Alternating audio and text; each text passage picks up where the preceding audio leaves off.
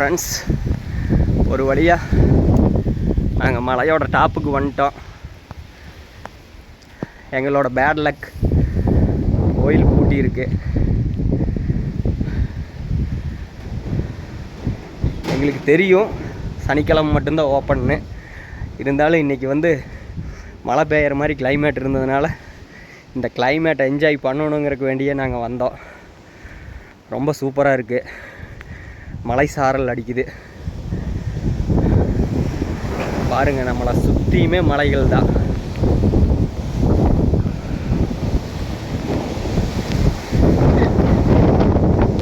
காற்று பயங்கரமாக அடிக்குது. சவுண்டு கேட்குன்னு நினைக்கிறேன் உங்களுக்கு.